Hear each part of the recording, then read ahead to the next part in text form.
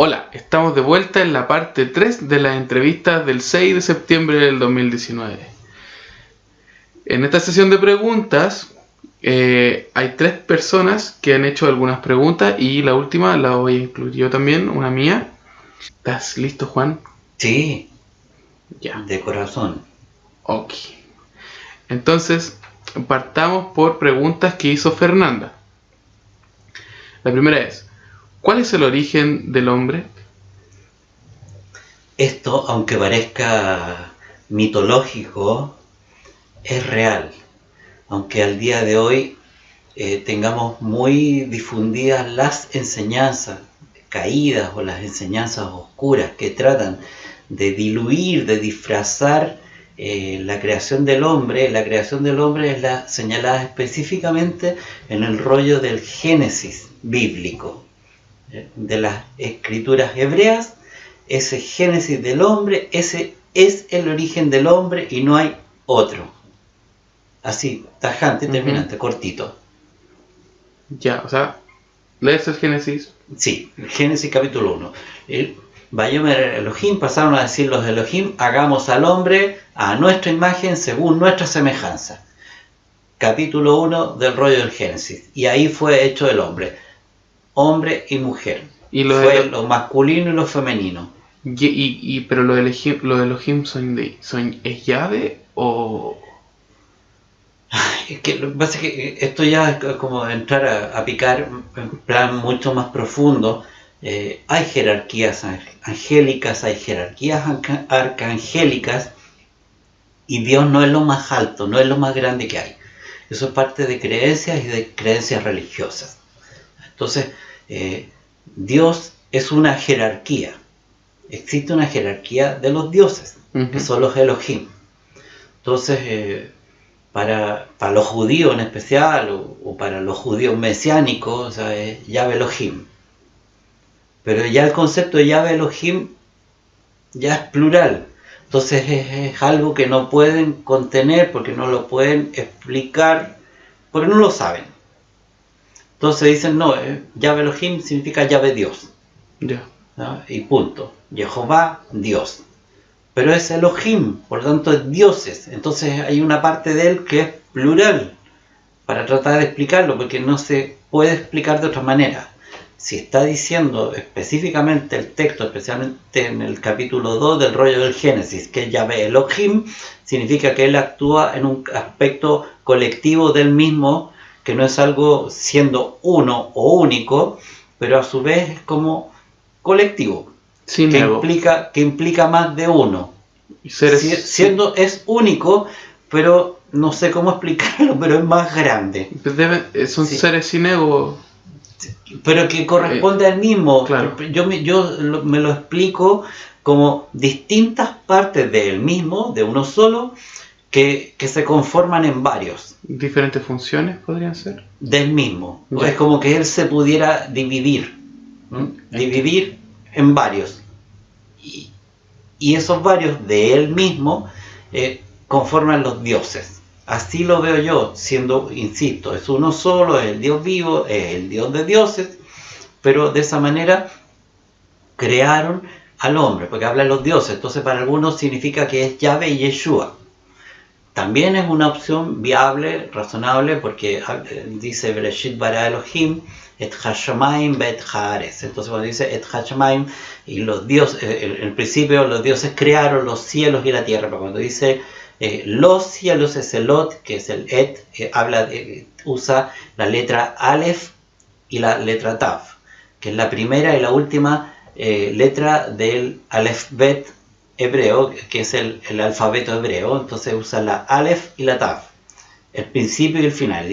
Y él lo dice en el rollo de Apocalipsis, ¿no? Yo soy el Aleph y la Tav. Lo que pasa es que nosotros conocemos las versiones griegas que dicen yo soy el alfa y la omega, Claro. ¿ya? Pero eso corresponde al Aleph y la Tav. Entonces el Dios del principio y el Dios del final. Y eso estaría en el versículo primero del rollo del Génesis, donde dice Et, que es Aleph Tav. Entonces, como para decir que los Elohim, los dioses, serían Yahvé y Yeshua.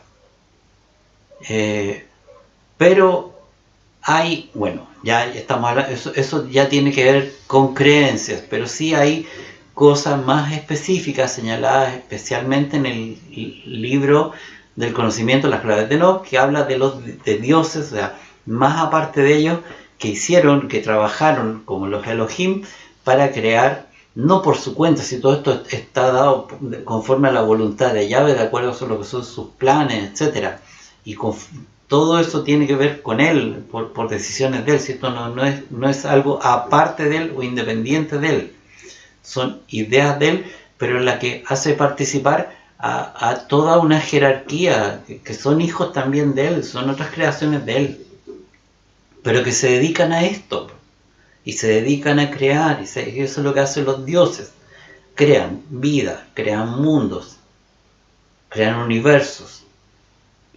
Y ellos tienen origen al hombre. Sí, pero esto no es una cosa politeísta, de adoración de distintos dioses, no. La adoración es allá, pero es saber que existen otros, y por eso dice en Salmos que nosotros seremos Elohim, ustedes serán Elohim, ustedes seremos dioses, lo está diciendo. Entonces, ¿cómo vamos a ser dioses si él es el único y no hay más? Entonces es absurdo. Sin embargo, en los mismos Salmos está profetizado eso. Vamos a la siguiente pregunta. Sí. De Fernando también. ¿Cuál es nuestra misión en este planeta?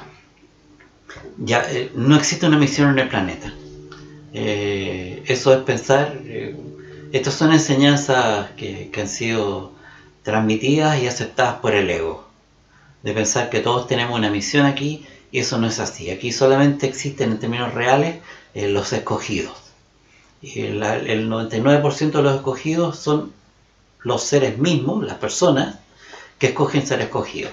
Hay menos del 1%, diría yo, que unos poquitos que son elegidos con los dedos de la mano, los elegidos de Dios, que los hay también, pero son así como insignificantes números. Sería como la historia de Jonás, ese 1%, que no querían y se los come una ballena y lo vomitan, lo que te digo. O sea, sí, podría ser Jonás y seres que ya han sido señalados desde lo alto. Podría ser, por ejemplo, los apóstoles de Yeshua, sus discípulos, que ya estaban desde antemano señalados, y fueron escogidos y él los fue a buscar solamente, ¿ya? Pero los otros, o cada persona que está en su casa, puede tomar la decisión de decir, uy, yo quiero ser uno de los elegidos y me convierto en elegido, ¿ya? Entonces, esa es como la parte correcta lumínica. O sea, uno elige, y ¿qué es lo que tiene que hacer? Cumplir la voluntad de Yahweh, guardar los mandamientos, actuar en justicia, actuar con amor y con obras. La fe es como un requisito, pero uno tiene que hacer, uno tiene que producir, ¿ya? Entonces, pero eso es misión, así como que eso significa hacerse irresponsable. Y si hay misión, no existiría karma, la ley del karma, ¿no? Porque la deja de lado. Entonces, la misión implica que uno es un alma tan elevada, con tanto amor, ¿no? Que viene aquí con un propósito de salvar y a trabajar, etcétera, etcétera, cuando en concreto esto funciona por la ley del karma, y el que llegó acá le tocó por karma, y lo que vivimos todos es pagar karma. Misión no hay, solamente elegidos que quieren sacar adelante el plan divino. Claro, redimirse. ¿Existe vida después de la muerte? Totalmente, o sea, en el concepto de la pregunta, sí existe vida después de la muerte. La vida no se interrumpe, lo que cambia es el estado de la materia. El alma que entra a un cuerpo en la materia, después sigue su tránsito. Lo que pasa es que ese es un tránsito que está más bien escondido en términos de qué es lo que ocurre después de la muerte. Está escondido porque lo que hay son creencias y lo que hay son mentiras. Lo más verdadero, lo que ocurre después de la muerte, está en el rollo de Valentino, conocido como Pistis Sophia. Ahí aparece con claridad, con pelos y señales, qué es lo que pasa cuando alguien se muere. Hay otros conocimientos, como el libro tibetano Los Muertos, por ejemplo, que explican otros aspectos, pero con pelos y señales, el rollo de Pistis Sophia. Ahí habla de lo que ocurre y acontece después de la muerte. Usted puede leer el rollo de Pista y Sofía en 144000.me. Sigamos. Siguiente pregunta. Todas estas han sido de Fernanda y la que sigue también. ¿De qué manera nos podemos proteger de las influencias internas y externas? A ver, de las influencias internas es más difícil. Yo creo que lo que sería como la mayor protección que uno pudiera llegar a tener está basado en el amor, en la fe, en amor y fe, y eso significa resignarse y aceptar una parte de lo que ocurre por fe que hay un Dios vivo que de alguna manera está preocupado de la totalidad de las cosas, del absoluto, no de un minuto, en un segundo, en un día en la vida de Boris Grushenko, eso no, sino, pero en términos generales, del alma completa a lo largo de su existencia, sí hay una preocupación, hay muchos seres que están viendo todo lo que está aconteciendo. Entonces el amor es parte fundamental. Hay protecciones específicas, protecciones espirituales, yo las tengo en mi blog señaladas, las tengo en videos de protección espiritual 1, que es como la teoría, y el 2, que es como la práctica, cómo hacer uso, es poner escudos. Esta parte, lo que sí sería importante, por si hubiera alguien que tuviera alguna duda al respecto, o tuviera incorporado un concepto erróneo, un concepto falso de protección, de pensar que existen ángeles guardianes, ¿ya? El ángel de la guarda es una creación de la oscuridad, sí existen guardianes, pero esos guardianes protegen pactos y protegen karmas de las personas. Y si protegen a una persona es porque tiene pactos para tener la protección. No son ángeles de la luz, provienen de abajo, son parte de las tinieblas, no son de la luz. En ese sentido soy categórico, tajante, y esto es definitivo, no hay otra respuesta.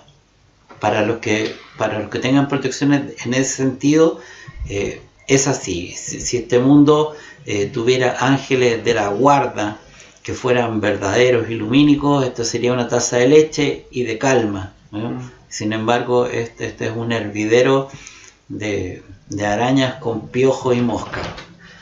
Así que no hay tal. Entonces las protecciones son escudos de luz que se invocan, se solicitan a seres especiales, como viene a ser Melquisedec, Micael y Metatrón principalmente, o el escudo del mismo Yahvé, que nos protegen. Solicitarlos a través de invocaciones, y eso, insisto, están, y lo pueden ver en mi blog, buscar en Google, protecciones en el trabajo espiritual. Bien. ¿Cuál es el objetivo de la familia? La familia, el objetivo de la familia está reproduciendo un esquema de la creación. En la creación hay un padre, una madre y un hijo. Y lo que trata de hacer es pasar de lo que viene a ser una idea lumínica, algo que se manifiesta en los planos superiores, traerlo también aquí abajo a la carne. De tal manera que en la materia, en la 3D, nosotros podemos reproducir ese esquema del padre, madre e hijo. Pero este hijo no es masculino, es hijo-hija. Es traer ese esquema. El padre está, pero el padre no está solo. La madre es el Espíritu Santo. Lo que pasa es que en nuestro mal lenguaje castellano lo vemos como algo masculino, pero el Espíritu Santo es algo femenino. Entonces, lo correcto sería decir como la Espíritu Santa, para poder entender de qué se trata. Entonces está el padre, está la madre y está el hijo. Pero el hijo tiene un aspecto manifestado o que se manifestó en la carne a través de Yeshua como masculino, pero él también tiene su lado femenino. Si todo aquí es en ese sentido, no es que sea dual, tiene el componente completo. Lo masculino no va solo porque es parte de la creación desde el origen, desde el principio. Masculino, femenino, todo masculino, femenino. ¿De qué manera podemos evolucionar espiritualmente? Bueno, se ha hablado un poco en la primera parte sobre el ego. Sí, Sí, es que Y también se habló en la última pregunta que tenía que ver con el nuevo orden mundial. ya, mira, tratando de ser bien sintético y ser como en algún sentido original y creativo en las respuestas para estos tiempos que estamos viviendo. Uh-huh. La evolución es algo bastante complicado. ¿Por qué digo que es complicado? Porque nosotros nos hemos dedicado, en términos bien correctos, a involucionar. Se ve muy poco la evolución. Hemos ido hacia atrás, hacia atrás, hacia atrás y en todos los aspectos. Aquí lo único que, de acuerdo a los últimos tiempos, a este último ciclo, aparentemente significa desarrollo del tipo material, de tecnología específicamente. Pero nosotros nos hemos ido hacia atrás y cada vez hemos ido perdiendo de manera sistemática y constante habilidades que teníamos, que perdimos de todo tipo. Y esto es por intervención de la oscuridad, pero es un hecho. Entonces hemos ido hacia atrás porque fuimos puestos en un estado de evolución retrógrada. El planeta fue puesto en ese estado de evolución retrógrada, que incluso los seres celestiales que pudiesen llegar aquí a encarnar tienen que pagar el precio de la encarnación y pierden poderes. Ese sería el motivo por el cual Yeshua dijo: ustedes mayores cosas que estarán, refiriéndose a los milagros que él podía hacer, que estaban incluso hasta esos limitados. Eso es, entonces, ¿qué es evolución? ¿Cómo podemos evolucionar? Yo creo que la gran evolución que podemos hacer es cambiar las cosas de lo que hemos hecho habitualmente a lo largo del tiempo y empezar a pensar de otra forma.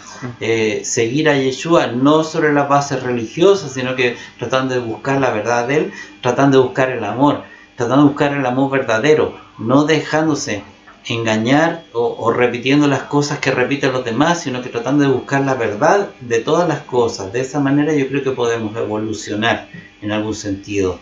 Y el orden evolutivo yo creo que va a estar dado por lo próximo, que es lo que yo estoy esperando en ese sentido, porque nos va a dar las herramientas para poder trabajar en el aspecto evolutivo. Tiene que ver con la apertura del sexto sello. A esperar. Sí, o sea, una espera activa. Aquí no hay que quedarse sentado esperando. Tenemos que ser 100% proactivos para que ocurra. O sea, hay que mentalizarse. Entonces, cuando yo hablo de que viene la apertura, no se trata de quedarse sentado esperando, sino que es como repetirse adentro, en el corazón, ¿no? En la mente, resonar, mandar hacia afuera, hacia el planeta, hacia los demás reinos, ¿no? Que viene la apertura. Orar pidiendo la apertura. Que todos se manifiesten, que pidan a Yahvé, que pidan a Yeshua, que se abran los sextos sellos. Eso es la espera. Haciendo cosas, yendo en contra del sistema. Desobediencia activa. Desobediencia civil. Bueno, estas son las preguntas de Fernanda. Espero, Fernanda, que estés escuchando este audio y que te hayan gustado la respuesta. Ahora tengo preguntas de Karina. La primera pregunta dice: ¿eres el Cristo? Agradezco mucho la pregunta porque permite aclarar hartas cosas. Uno, el Mesías, porque el Cristo es el Mesías. El Mesías es claramente Yeshua, ¿sí? Y en ese sentido no hay más. Es uno solo, es Yeshua. Pero, aquí viene el gran pero, que la gente, entre que no lo sabe y porque no sabe, ignora, no entiende y malinterpreta las cosas y piensa que hay herejía. Cuando uno participa activamente en la luz y logra que las energías redentoras de luz se manifiesten en uno, uno pasa a integrar ese aspecto mesiánico. Uno se integra al cuerpo. ¿Parte del Mesías colectivo que se llama? Sí, parte del Mesías colectivo, pero es eso, es parte del Mesías. Entonces, si ves, por ejemplo, dentro del rollo del Nuevo Testamento, de algunos de los rollos, donde habla del cuerpo de Cristo, dice, ¿no? El cuerpo del Mesías, que está compuesto, como todo cuerpo, con varios órganos, pero es parte del cuerpo. O sea, el dedo no es cabeza. No. ¿Ah? pero es parte del mismo cuerpo, de un único cuerpo. Entonces, el Mesías Yeshua, ¿qué viene a ser? La cabeza. ¿Y nosotros qué somos? Las células de los dedos, de las manos y los pies, literalmente. Pero yo no soy otro cuerpo. O sea, sí integro el Mesías. Yo me integro al Mesías y soy parte del Mesías. Entonces yo podría decir, no solo yo, todos podríamos decir, yo soy el Mesías, en ese sentido. Claro. ¿Ah? Pero no es confundir a Yeshua. Yeshua es único. Y él es el Mesías. La cabeza. Claro. ¿Ya? Entonces, y lo vamos a ver cuando se manifiesta aquí en la parucía, que es la segunda venida de él. Y Karina tiene una segunda pregunta y dice, ¿cómo va a reconocer a Yeshua el pueblo de Israel? Ya. El pueblo de Israel, el gran pueblo de Israel, el Israel espiritual, al cual van a ser agregados en algún sentido los gentiles que son injertados dentro del pueblo de Israel, pasando a ser todos uno solo, lo van a reconocer porque vamos a tener abierto el tercer ojo de partida. En este momento no, pero en ese momento sí, y va a ser visto desde cuando él se manifieste específicamente, desde las partes orientales hasta las partes occidentales, todo ojo lo verá. Pero aquí hay que hacer una precisión, porque no dice todos los ojos lo verán, dice que todo ojo, y todo ojo es singular. ¿Y cuál es el ojo? El tercer ojo.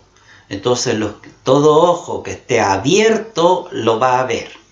¿Y quiénes de esos que tengan el tercer ojo abierto lo van a ver? Aquellos que digan, de corazón, bendito es el que viene en el nombre de Yahvé. Si no, de otra manera no lo van a ver al Mesías. Ese es como el requisito que yo agregaría. Para ver al Mesías, no se trata de que no se vaya a manifestar, que no se pueda ver, pero algunos, si no tienen esa acción de corazón de bendecir a todo, no solo a él, sino que a aquellos a quien él o el Padre Yahvé estén mandando en su nombre, no lo van a ver a él, porque es desconocer una parte de lo que ellos han creado y ellos están enviando, ellos están poniendo eso. Entonces es como que manden a un siervo, a su propio siervo, y que no pesquen al siervo. Se podría decir que, por ejemplo, alguien que sea parte del Mesías colectivo de manera activa en tiempos de tercer ojo abierto, y es enviado de alguna manera a un lugar, alguien que tenga el ojo abierto sea capaz de reconocer en él el mesianismo. Sí. Sería como eso, ¿no? Sí, yo creo que una forma, un aspecto ya de manifestarse. Aparte de poder encontrarse con Yeshua mismo de alguna manera, o sería diferente. Que sabes que lo que yo siento que hay detrás de todo esto, y no es desfiarse, ¿cierto? No es una falsa doctrina, sino que es como parte del ego, es parte del miedo y de las inseguridades. O sea, dentro de las preguntas anteriores está el origen del hombre. Dios creó a Adán y Eva, ¿no?, hecho a su imagen y semejanza, formado personalmente.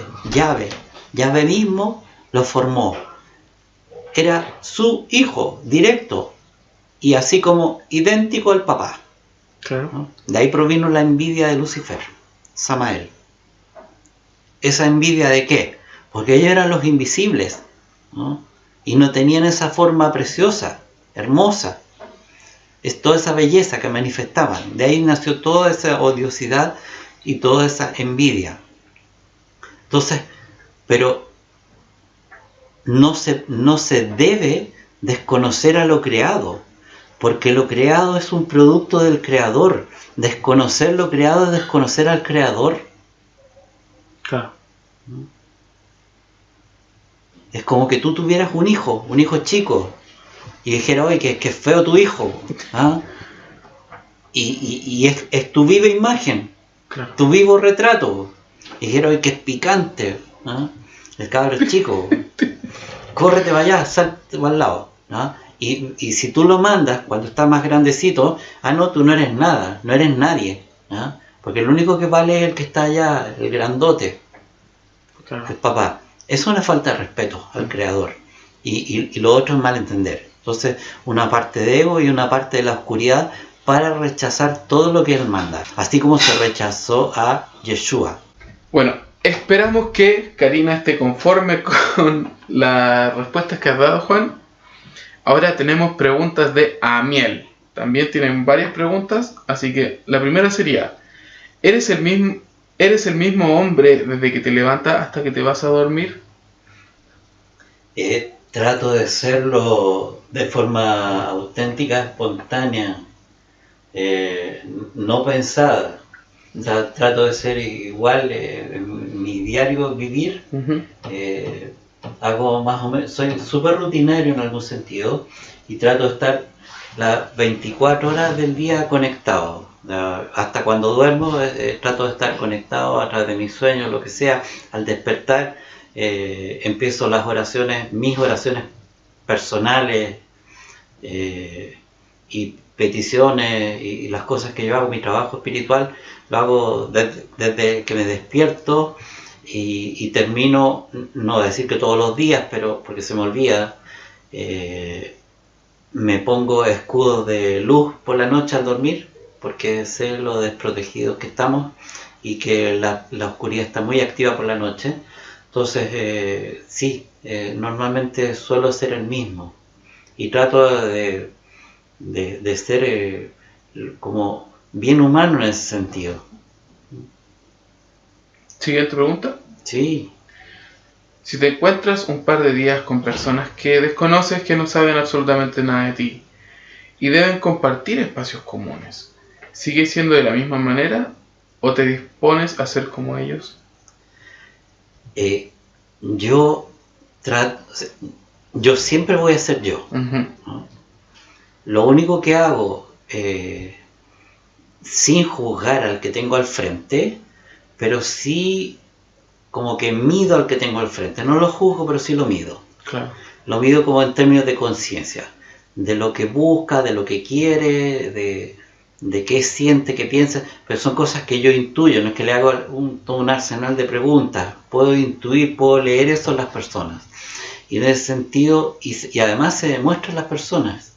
Entonces veo con quién puedo compartir algo, a quién le puedo dar perlas y a quién no. Claro. ¿No? Entonces yo sigo siendo yo, pero me ubico en los espacios en los que yo puedo transitar, o de los seres que transitan cerca mío. Entonces, de acuerdo a lo que ellos están manifestando, es como yo me manifiesto en relación a ellos. Pero yo sigo siendo absolutamente yo. A algunos les doy más, a otros les doy menos, a otros les doy nada, y a otros les doy mucho tal vez, pero al que le doy mucho es aquel que yo me doy cuenta que está preparado para recibir mucho, ¿no? Aunque le sea pesado o duro a esa persona, recibir todo lo que le pueda estar entregando. En algún momento lo podrá digerir. Eso. Pero sí, yo sigo siendo el mismo siempre. ¿Tienes un trabajo basado en tu Dios, en tu tarea, en tu misión? Sí, totalmente. Lo que pasa es que aquí la gente me da la impresión que todos se han hecho, y yo también me debo haber hecho ideas en algún momento en el tiempo de cómo debían ser las cosas. Yo antes de entrar en este camino, o antes que me despertaran, fui ateo, pero antes de ser ateo fui católico. Y me imagino que yo me haría mis concepciones personales de cómo funcionan las cosas.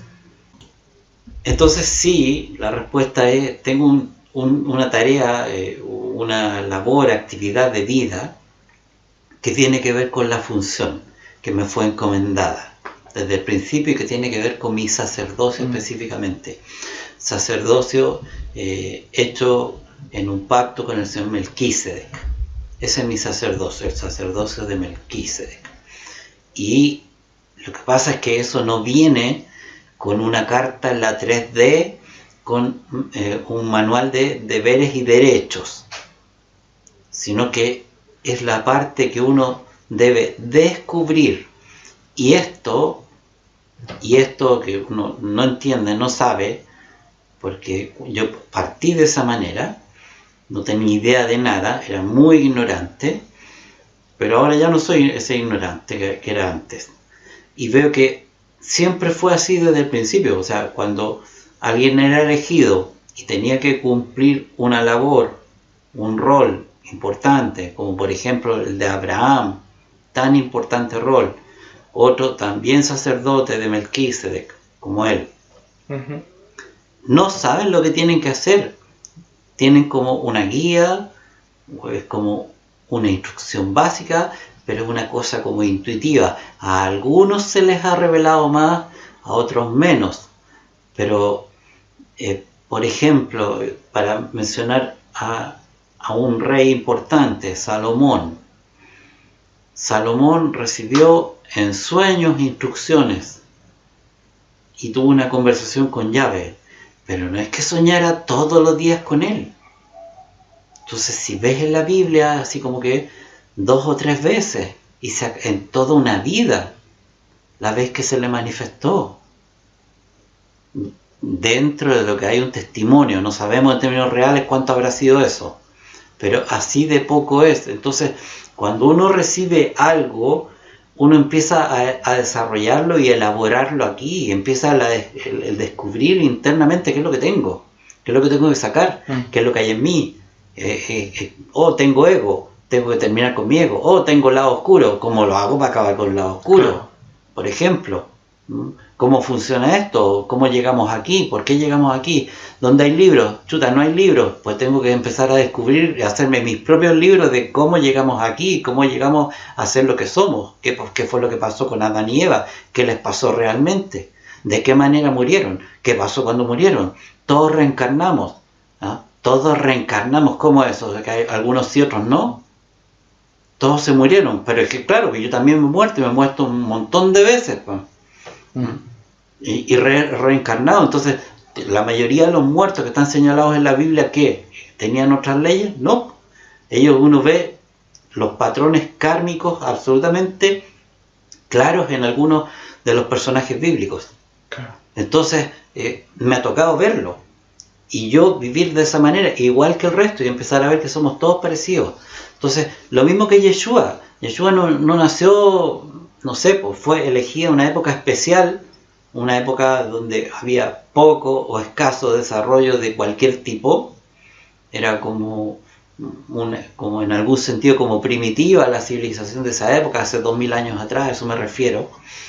De pastores nómadas y algo de agricultura en algunos lugares, pero no era mucho más lo que había.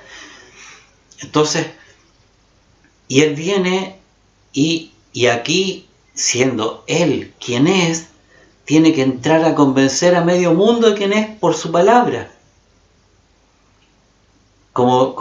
Vino como el profeta en esa época, porque así estaba escrito y profetizado por Moisés, que iba a venir como el profeta, y vino como profeta en esa época, hace 2000 años atrás, cuando él encarnó, habiendo nacido aproximadamente por el día 26 de septiembre del año 3 antes de la era cristiana, y habiendo muerto por el año 27 de la era cristiana, cuando tenía 30 años de edad. Él no llegó a... Cuando se hizo el bautizo de él, ¿quiénes vieron la paloma que se puso arriba de él? ¿Lo vieron todos los que estaban ahí? ¿O lo vio Yohanan, el bautista, el hijo de Zacarías? ¿Quiénes vieron eso? ¿Quiénes escucharon la voz de la paloma? Diciendo, este es mi hijo. Obedézcale. ¿Quién? Pocos, muy pocos. Y él tuvo que entrar a convencer.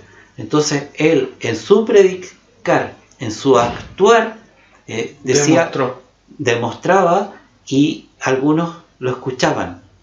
y por obra de los milagros que hacía, por obra de las sanaciones que hacía, le creían.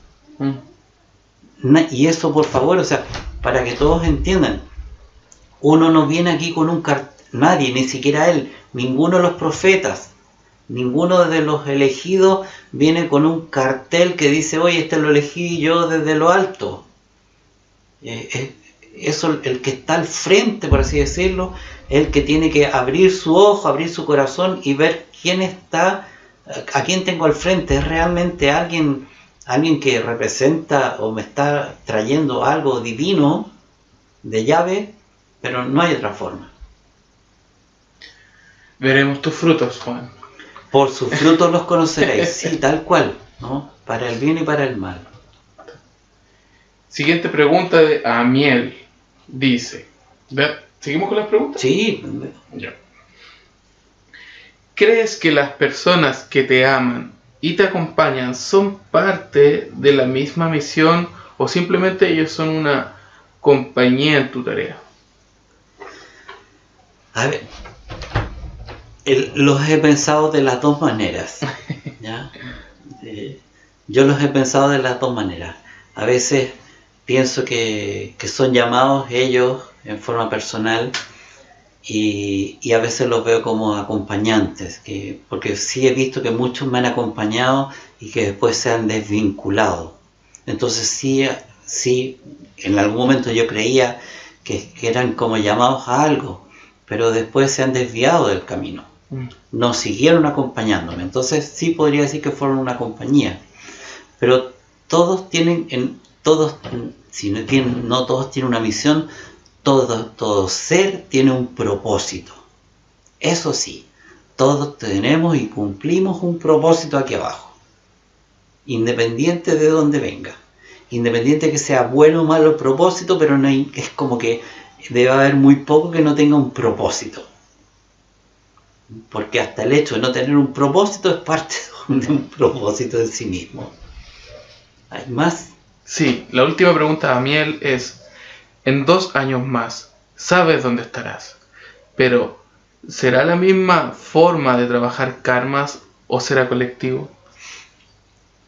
Ya, en este momento, contadas personas, cuando digo contadas así como con los dedos de las manos, más o menos, así de poco, a lo mejor una veintena, tiene la posibilidad de hacer un trabajo especial para terminar karmas. Existen algunas otras personas que tienen la posibilidad de terminar karmas de una forma distinta, pero tienen algunos poderes que le han sido dados o dones, independiente del lado que vengan. Se puede hacer. El trabajo que hacemos de karma en este caso viene por mi parte por el lado de Yeshua, porque como él bien lo dijo aquí en la carne, el Hijo del Hombre tiene el poder para perdonar los pecados, y el pecado es el karma. Entonces de ahí nació la posibilidad de nosotros poder hacer lo mismo, y lo que yo descubrí es que se podía, y lo experimenté. Y gracias a eso ahora los que estamos haciendo ese trabajo nos funciona. Y vamos cambiando las cosas y todo esto por supuesto siempre es con la ayuda de la divinidad. Los señores de luz que en ese sentido con mucho amor y misericordia hacia nosotros y gracias nos están ayudando. Sí veo yo que tengo alguna idea, alguna noción de dónde estaré en 2 años más. Tengo una noción. Y pienso que en esa época va a estar abierto de todas maneras el 6º sello, por lo cual se va a recibir una comunicación desde lo alto y va a ser enseñado mayoritariamente, por una gran mayoría, a cómo deben trabajarse los karmas. ¿Por qué va a haber este trabajo mayoritario de la gente? Que ahora es ínfimo. Porque tenemos, no 10, 20 personas, por así decirlo, hacernos cargo de de muchas cosas, sino que los millones de personas que puedan llegar a ser salvadas tienen que responsabilizarse de todo lo que han hecho en sus distintas encarnaciones, en sus distintas vidas y de las embarradas que se mandaron al principio. Es absolutamente justo y necesario que cada cual se haga cargo del daño que ha hecho en su existencia. Y no por el ego, así como de que yo no me merezco nada malo, porque yo no he hecho nada malo, soy una persona muy buena, un alma bella. Pago mis cuentas. Sí. Ya, no. Así que sí, va a haber un trabajo colectivo de karmas. Por un tiempo, pero eso no va a ser indefinidamente. Todo esto se acaba con la apertura del 7º sello. Hasta ahí llega el trabajo de karmas. El gran anuncio. Y se los profetizo. Chan. Bueno, estas son las preguntas de Amiel. Amiel, espero que estés escuchando este audio o viendo este video y que te hayan gustado las respuestas de Juan. Y ahora queda la última pregunta que viene de parte mía. Y esto yo una vez te lo pregunté en una entrevista anterior y dijiste que más adelante será dicho. Y quiero insistir y te quiero preguntar. ¿Has tenido reencarnaciones relevantes?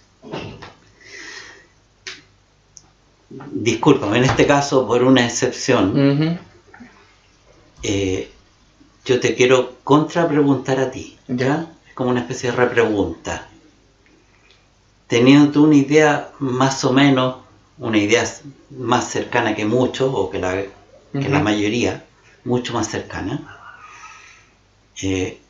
tú ves que la divinidad, cómo trabaja, cómo se manifiesta aquí abajo en la materia. Sí. Si yo fuera un desconocido, así como que de pronto un alma que encarnó una reencarnación, apareció acá de la nada, sin haber hecho nada en el pasado, trabajo. Cero trabajo espiritual, ¿estaría ahora haciendo este trabajo? Yo siento que no.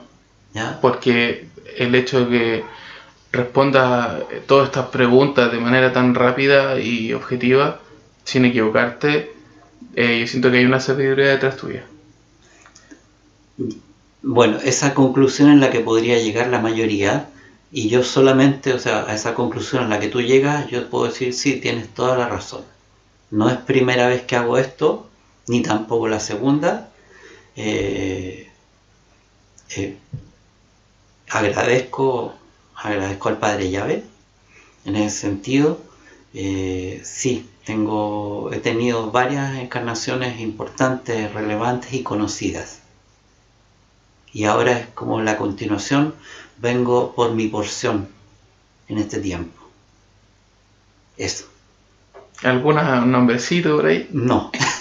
Eso lo tengo, o sea, perdón, no es que esté privado, pero si, llamémoslo así, hay una voluntad divina en que yo sea conocido en otro sentido o más específico, como vincularme a alguna de mis encarnaciones pasadas, yo creo que lo pueden preguntar, y si es necesario o tiene alguna importancia o relevancia, que lo conozcan por algo, no por copucha, ¿no? No es por el saber, sino que porque pueda ser útil la información. Yo creo que se les va a revelar y les va a ser dado conocido por una utilidad, porque si no, vanidad nomás, pues sería por ego. Pero ahí yo creo que está bien respondido, directa. Creo que te respondí de forma bien directa, ¿cierto? Sí. Ya. Bueno, con esto concluimos toda la sesión de preguntas que te tenía preparadas. Y se me ocurrió... ¿Sí? Se me ocurrió que para cerrar esta vez, me gustaría que tú dices el Padre Nuestro en hebreo, ¿sí? Y yo lo digo en español a medida vamos avanzando, tú en hebreo y yo en español, tú en hebreo y en español. ¿Te parece? Sí, me parece. Ya, entonces para cerrar,